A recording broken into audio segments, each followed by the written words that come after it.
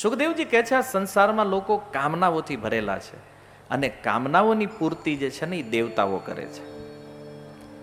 જો કોઈને બ્રહ્મ તેજની ઈચ્છા હોય તો એને બૃહસ્પતિ પાસે જવું જોઈએ. બૃહસ્પતિને ઉપાસના કરે તો બ્રહ્મ તેજ મળે. શક્તિ જોતી છે તો એને ઇન્દ્રની ઉપાસના કરવી જોઈએ. સંતાન માટે પ્રજાપતિની, જેને લક્ષ્મી જોઈએ છે એને માયાની, તેજ માટે અગ્નિ, ધન માટે વસુઓ, વીરતા માટે રુદ્ર, અન્ન માટે અદિતિ, સ્વર્ગ માટે આદિત્ય, રાજ્ય માટે વિશ્વદેવ. જે નેતા બનવું હોય એને સાધ્યદેવની ઉપાસના કરવી જોઈએ. ચૂરણી જીતવી હોય એને બધું છે ભાગવતમાં. હા, કોને ક્યાંથી હું લેવું એ જેને કામનું હોય ઉપાડ લેવું. આયુષ્ય વધારવું હોય અશ્વિની કુમારોની ઉપાસના કરે. પોષણ માટે પૃથ્વી, પ્રતિષ્ઠા, કોકને મારું નામ બહુ મોટું થવું જોઈએ તો એને આકાશની ઉપાસના કરવી જોઈએ. અને સુંદરતા માટે આ નથી કહેવું. હા, એ તમે ગોતી લેજો ભાગવત વાંચીને, બીજા સ્કંદમાં છે આગળ. હા, એ બને વાંચો, કારણ કે આ બધાને થવું છે. પત્ની જેને લગ્ન નથી થતા એના માટે એને ઉર્વશીની ઉપાસના કરવી જોઈએ. યશ માટે યજ્ઞ પુરુષ, ખજાના માટે વરુણદેવ, વિદ્યા માટે ભગવાન શિવ. અને બે જણાને બનતું ન હોય તો એને માતા પાર્વતીની ઉપાસના કરવી જોઈએ પ્રેમ માટે. ધર્મ માટે વિશ્વક્સેન, વંશ માટે પિતૃઓની ઉપાસના, વિઘ્ન માટે યક્ષ. કોઈને બળવાન બનવું હોય, જીમમાં વળ ખાતે નહીં મેળ પડે, મરુદગણની ઉપાસના કરો. બળવાન જેને બનવું છે. ભોગ માટે ચંદ્રદેવ. અને જેને કાંઈ નથી જોતું એને ભગવાન નારાયણની ઉપાસના કરવી જોઈએ. તો સાંભળો, હવે મેન વાત હવે છે યાર. એટલે કામ થઈ ગયું કે જેને જે જોતું તે મળી ગયું આમાંથી. સાંભળો, પરીક્ષિત મહારાજે એક પ્રશ્ન કર્યો કે આ બધું જોતું હોય એને શું કરવું જોઈએ? તો કે આટલા બધા દેવતાઓને જુદા જુદા પ્રસન્ન કરવા જવી તો ઠીક નથી, આ બધું જોતું હોય એને શું કરવું જોઈએ? ત્યારે સુખદેવજી કહે છે, અકામઃ સર્વકામો વા મોક્ષ કામ ઉદારધિ તીવ્રેણ ભક્તિ યોગેન યજેત પુરુષમ પરમ. સુખદેવજી કહે છે, અકામહ, જેની અંદર કોઈ કામના નથી, જેની કોઈ ડિમાન્ડ નથી, કોઈ ઈચ્છા નથી, અથવા સર્વ કામ, મને કોઈ વ્યક્તિની ઘણી બધી કામનાઓ છે, કોઈને મોક્ષ જોતો હોય તો પણ તીવ્રેણ ભક્તિ યોગે ન યજેત પુરુષમ પરમ, એને તીવ્ર ભક્તિ યોગ દ્વારા ભગવાન નારાયણની ઉપાસના કરવી જોઈએ, ભગવાન કૃષ્ણની ભક્તિ કરવી જોઈએ. જો આ સંસારમાં એક તકલીફ ઈ છે કે લોકો દેવી દેવતા પાસે જલ્દી કેમ જાય છે? કારણ કે એ જેવું માગો ને માનતા કરો એટલે તરત પૂરી. એટલે લોકોને એમ થાય સારું આ ભજન કરવા કરતા આ સારું છે. આ ઘણી વાર અમને લોકો એ કે આ તમારે કૃષ્ણની ભક્તિ કરે ને ગરીબ બહુ હોય કે બધા, અને ઓલા દેવતાઓની ભક્તિ વાળા જોવું કે ક્યાં પહોંચ્યા એ કે. અને હવે આપણો માપદંડ તો ધન જ છે ખાલી, કે જેની પાસે જાજુ એ ઉપર ને નથી હેઠે. જુઓ, દેવી દેવતા અને ભગવાનની ભક્તિમાં શું અંતર છે? દેવતાઓ પાસે તમે કોઈ વરદાન માગો, આપી દે તમને, પણ જો એકવાર ભૂલી ગયા તમે એને દેવાનું તો કુળ સહિત નાશ હોતે કરી નાખે. માની લો તમે 100 માનતાઓ કરી, 99 પૂરી કરીને એક ભૂલાઈ ગઈ, એટલે દેવતાઓ એ નહીં જોવે કે આણે 99 કરી છે, એક નથી કરી, ઉપાડી લ્યો આને, ઉપડી જાઓ.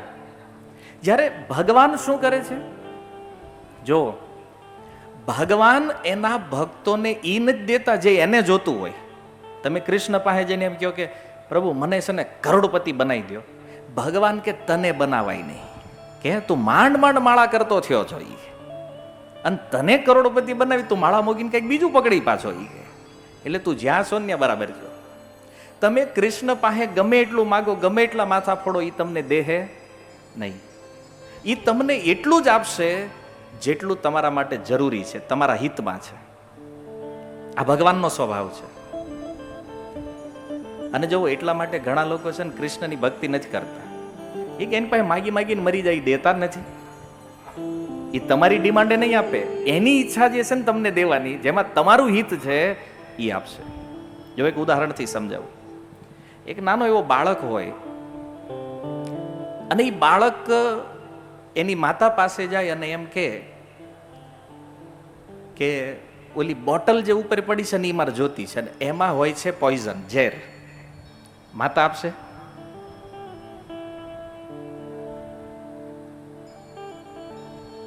શું કહો, આપશો તમે? નહીં આપો. પછી એ બાળક રડવા લાગે, આળોટવા માંડે, પગ પછાડવા, માથા ભટકાડે દિવાલે. એ ગમે એ કરે પણ એ માં બોટલ આપશે એને? નહીં આપે. શું કામ? કારણ કે એ માં જાણે છે કે આ જે બોટલમાં લિક્વિડ છે એ બાળક માટે ખતરારૂપ છે, આને આ દેવાય? તો એલો બાળક મનમાં વિચારતો હોય કે યાર આ કેવી માં છે, હું આટલું રોઉં છું, આટલા માથા પછાડું છું તોય મને દેતી નથી. એમ ઘણી વાર લોકોને લાગે કે આટલી કૃષ્ણની ભક્તિ કરવી, આટલું કૃષ્ણનું નામ લેવી, તોય કૃષ્ણ દેતા કેમ નથી? પણ કૃષ્ણ જાણે છે તમારી હાટું હું હારું છે અને શું ખરાબ છે. જો કવિરાજ ગોસ્વામીની ભાષામાં કહું, કૃષ્ણ કહે આમી ભજે માગે વિષય સુખ. ઘણા લોકો આ સંસારમાં એવા છે, કૃષ્ણની ભક્તિ પણ કરે છે અને ભોગો પણ માંગે છે. તો ભગવાન કહે છે આ કેવો છે? અમૃત છાડી વિષ માંગે એ બડો મૂર્ખ. આ તો એવો વ્યક્તિ છે કે જે અમૃત છે છતાં એને ઝેર પીવું છે. તમારી સામે બે ચોઈસ મૂકવી, આ બાજુ એક ટેબલ મૂકવીને અહીંયા અમૃતના ગ્લાસ મૂકવીને આ બાજુ એક ટેબલ ગોઠવીને અહીંયા ઝેરના પ્યાલા, અને પછી તમને કેવી હાલો આવીને ઉપાડો એક એક. કયો લેહો તમે? મને હમણાં એમ બોલજો, કયું લેવાના? એક હારે કયું લેવાનું? અમૃત, મતલબ આણપા વાળો. કેમ ભાઈ, ઝેરમાં શું વાંધો? નથી લેવાના ને? પાકું નથી લેવાના ને? કંઈક દેવાનું જ તમને, એટલે હું કન્ફર્મ કરું છું. પહેલા આપણે અમૃતની ચોઈસ કરીએ છીએ, વિષ નથી લેતા. તો આ સંસારના જે વિષય ભોગ છે ને એ પણ એ વિષની સમાન છે. જેમ વિષ આપણા માટે મારવા વાળું છે એમ સંસારના વિષયો પણ મારવા વાળા છે. અમૃત શું છે? હરિ નામ, હરિ કથા. તો આને છોડીને આપણે આ સંસારની વાહે પડ્યા છે. હવે બતાવો કયો ગ્લાસ ઉઠાવી છે આપણે? ઝેર વાળો. હે, જાનિયા સુનિયા વિષ ખાઈયા, રાધા કૃષ્ણ ના ભજીયા. આ તો જાણી જોઈને ઝેર ખાવા જેવું છે, આ ભોગમાં જવું. એટલે કૃષ્ણ કહે છે અમૃત છાડી વિષ માંગે એ બડો મૂર્ખ. આ ગાંડો છે કે આવી સુંદર મારી કથા, મારું નામ, આને છોડીને સંસારના ભોગો પાછળ લાગ્યો છે. પણ કૃષ્ણ કહે છે હું તે એનો બાપ છું ને. હે,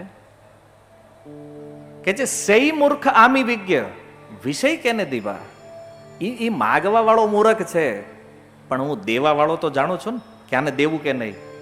ભગવાન કે હું ઈ નહીં આપું જે ઈ માગે છે, તો સ્વચરણામૃત દિયા, હું મારા ચરણનું એવું અમૃત આપીશ વિષય ભૂલાઈયા કે એક વાર આ કથા ને કીર્તનમાં જો લાગી ગયો ને તો આ સંસારને ભૂલાવી દઈશ. ભગવાન કે આ રસ પીવડાવવાનો છે એ કે તમે.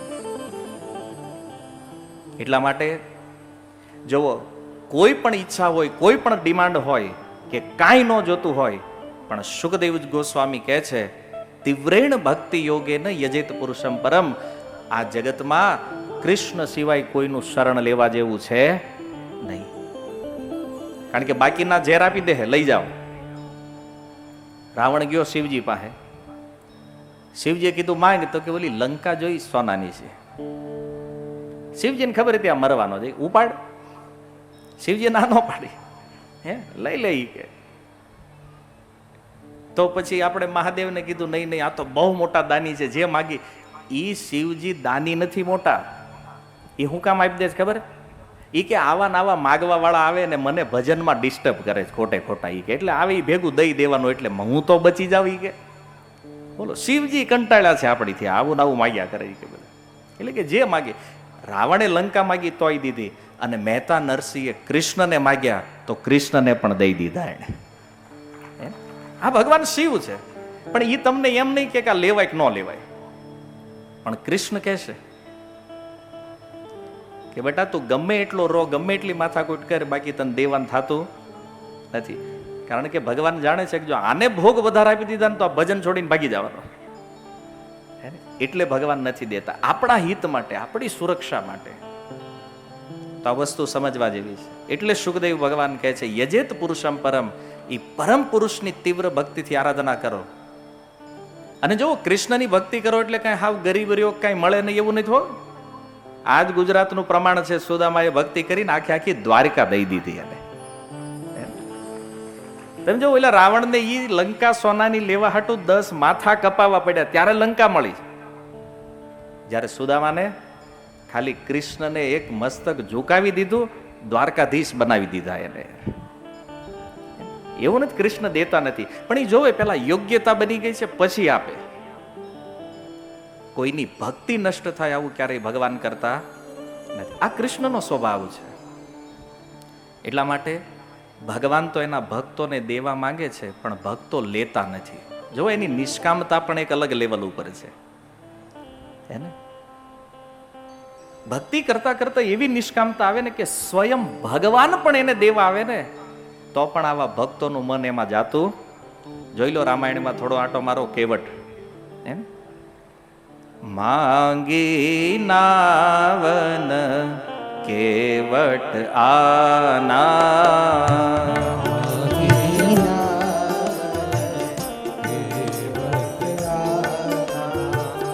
માંગી નાવ કેવટ આના,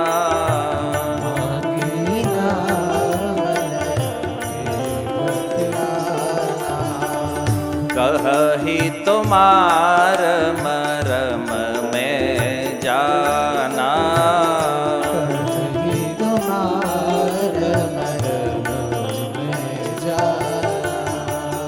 કહી તુમાર મરમ મેં જાના,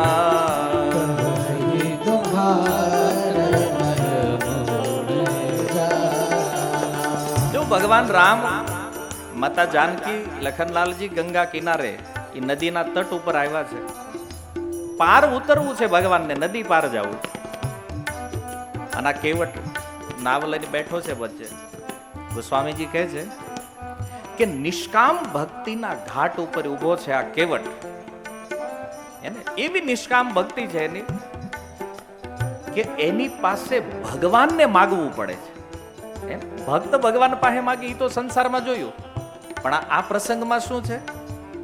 ભગવાન ભક્ત પાસે માગે. માગી નાવ ને કેવટાના, અને ભગવાનને માગ્યું, પણ ઓલાનો એટીટ્યુડ જોવો તમે કેવટનો. ભગવાનને ના પાડી નથી આવવું કે કેમ? ભગવાન રામ તો મર્યાદા પુરુષોત્તમ છે. એને કીધું ભાઈ કેમ નથી આવવું? એ કે મારી નાવ છે, મારી મરજી. ભગવાન કે એમ નહીં, તું કહેતો ખરો, આવું કેમ નથી તારે? કહું તમાર મરમ મેં જાના. પ્રભુ તમારો મરમ જાણું છું. મરમ એટલે સમજો છો ને, સિક્રેટ. ભગવાનને કહ્યું મારું હું સિક્રેટ જાણે છે કે એ મને ખબર છે, એટલે આવવાનું થતું નથી. જો પ્રસંગ અદભુત છે, પણ મારે તમને સિદ્ધાંત ઈ કહેવો છે કે આવી નિષ્કામતા જ્યારે ભક્તિમાં આવે ને એને ત્યાં ભગવાનને પણ માગવાનું મન થાય. માગ્યું અને તોય બોલાય ના પાડી.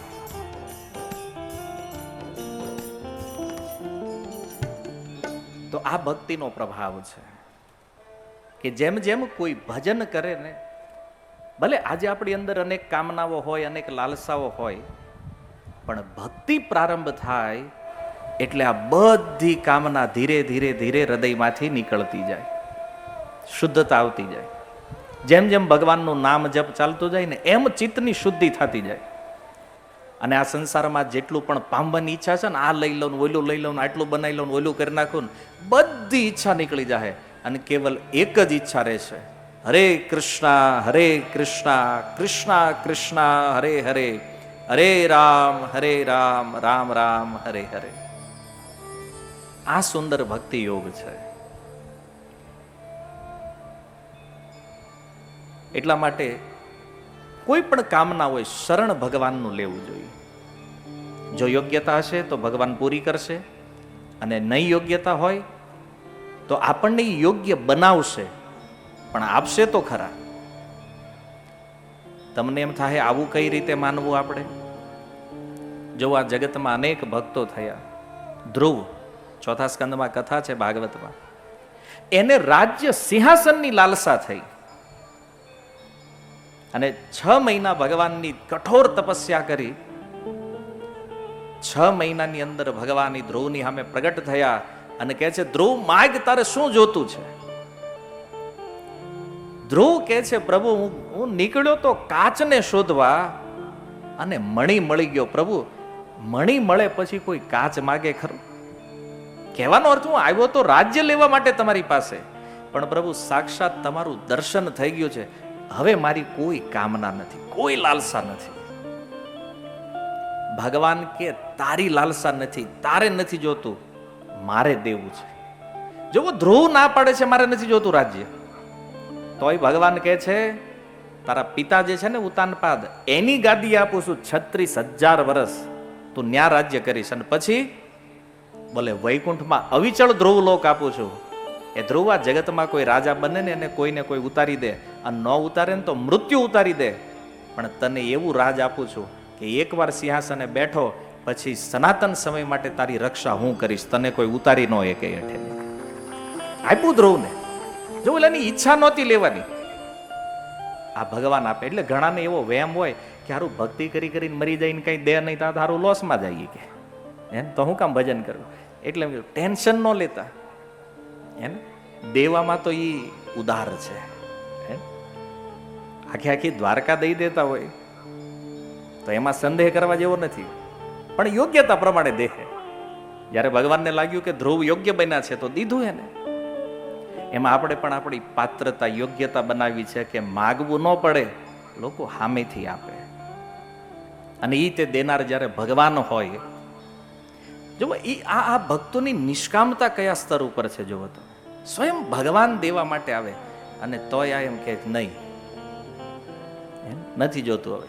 પણ જો ભગવાનની ઈચ્છા માટે, ભગવાનને પ્રસન્ન કરવા માટે આવા ભક્તો ક્યારેક ક્યારેક રાજ્ય સ્વીકારી લે, પણ એમાં આસક્ત નથી થતા. આજે ધ્રુવ મહારાજ બેઠા છે એ અવિચળ પદ ઉપર, પણ ત્યાં કેવલ ભગવાનનું ભજન કરે છે. આવા અનેક ભક્તો છે જેની અંદર કામનાઓ હતી, પણ એણે ભગવાનનું શરણ લીધું તો ભગવાને એ કામનાઓ પરિપૂર્ણ કરી છે. તો શરણ લેવા જેવું વ્યક્તિત્વ યદિ આ જગતમાં કોઈ છે તો એ કેવલ ભગવાન કૃષ્ણ છે, ભગવાન રામ છે.